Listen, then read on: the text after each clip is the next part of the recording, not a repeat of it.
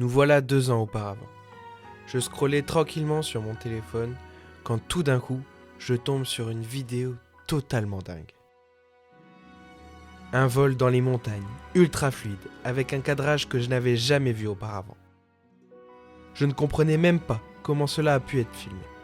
Mais ce qui est sûr, c'est que j'étais hypnotisé. Je commence à chercher et voilà que je découvre le drone FPV. Des marques, des logiciels et surtout des pilotes qui construisent eux-mêmes leurs machines et qui volent en immersion. Et là, j'accroche complètement. Quelques semaines plus tard, pour Noël, on m'offre mon premier drone. Un petit certes, mais parfait pour commencer à m'entraîner et pouvoir tester le simulateur. J'apprends, je me crache, je recommence. Mais ce qui est sûr, c'est que je progresse. Aujourd'hui, après 2 ans à rêver, regarder, apprendre, je me lance enfin. Et voici la construction de mon propre drone FPV.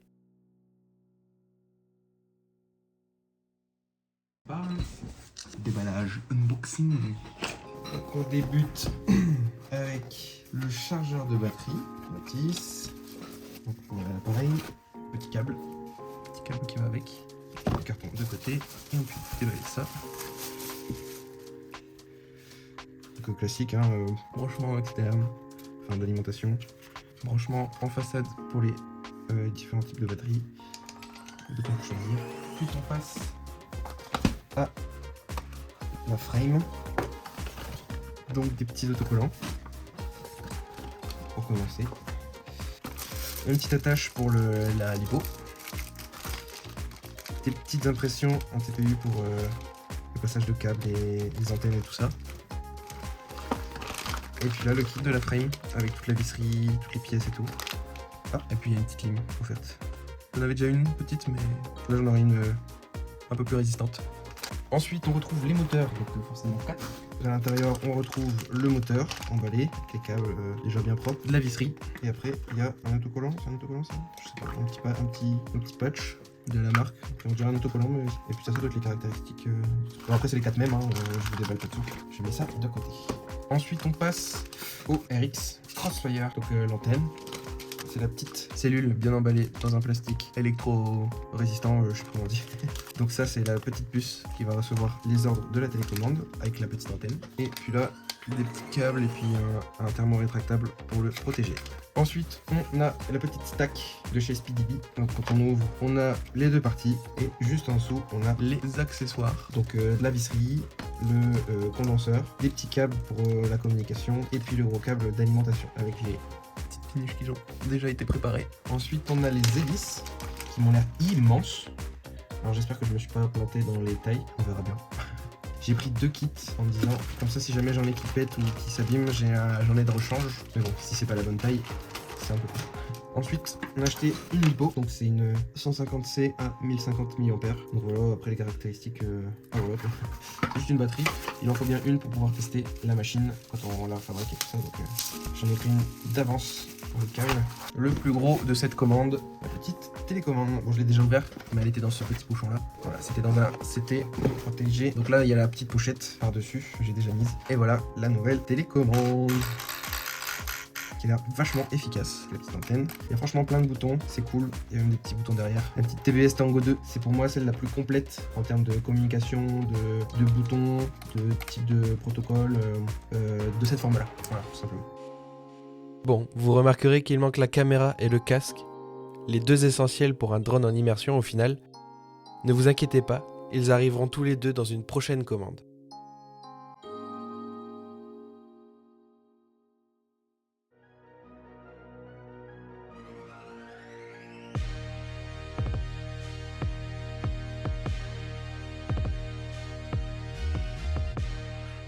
Ça y est, me voilà sur la construction. Je vous passe les détails du montage. N'étant pas un expert pour mon premier drone, j'ai moi-même fait confiance aux tutos déjà existants sur internet. Si cela vous intéresse, je vous invite à aller les voir, c'est super intéressant.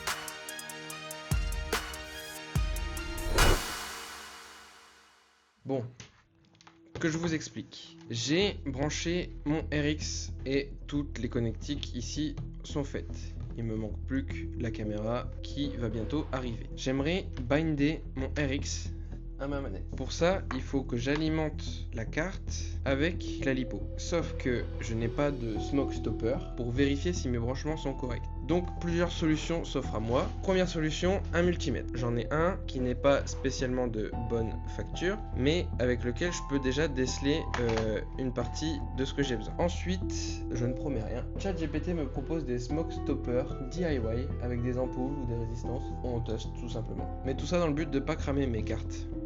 Donc le principe qu'on a de vérifier avec un multimètre, tout simplement vérifier la résistance de l'appareil. Là, il n'y a pas de mode proximité. Donc le mode proximité, on dit sur les multimètres, c'est tout simplement le truc qui permet de vérifier si un câble se déroule et regarde de l'autre côté. Donc là, je peux checker dans le bouche, je sais combien de 2 hours later. Ça s'est stabilisé à 5000 ohms. Donc c'est que déjà on n'a pas de continuité de câble ou quoi que ce soit. Après vérification, j'ai chargé ma batterie, ça s'est bien passé pour ma première charge de batterie. Batterie chargée, au visuel tout se passe bien, au multimètre tout se passe bien. Moment décisif, branché, ou tout se passe bien, ou je perds 60 balles. Allez, on le fait.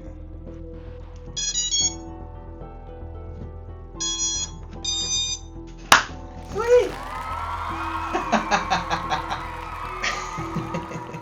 Ah, je suis trop content. Et bah c'est parti, on va essayer de binder tout ça. Welcome to Tango 2.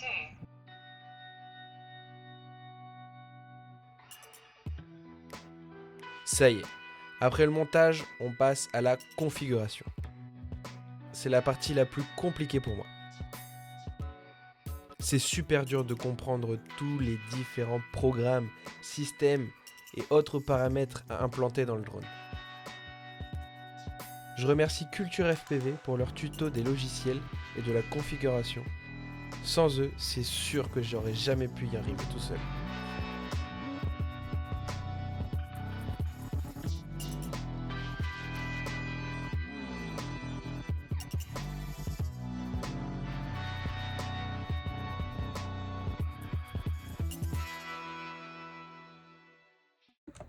Explication, j'ai fini de configurer tout ce qu'il y a là.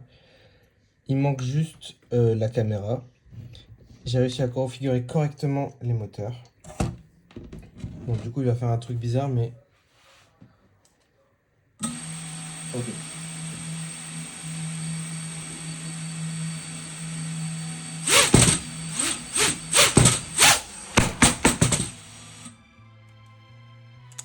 Ah, ça marche! Yes! Bon bah, comme vous pouvez le voir, je suis sur le montage de la vidéo là, parce qu'il faut que je vous raconte une petite anecdote. Voilà, vous voyez ce plan là, que vous venez de voir à l'instant là, où je suis trop fier que ça décolle et tout. Ouais.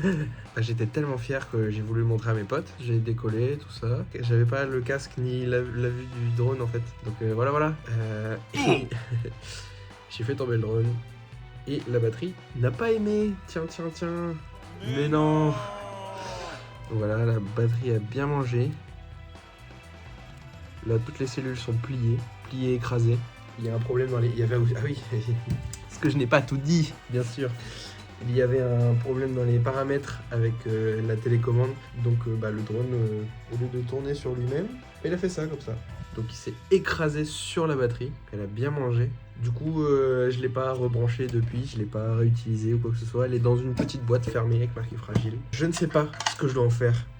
Je ne sais pas où je dois la mettre, comment faire pour la jeter. Parce que je peux pas jeter ça dans une poubelle classique. Donc si vous savez où est-ce que je peux mettre ça, dans les poubelles à batterie comme les poubelles à ampoule qu'il y a au magasin par exemple, je sais pas du tout ce que je peux faire de ça.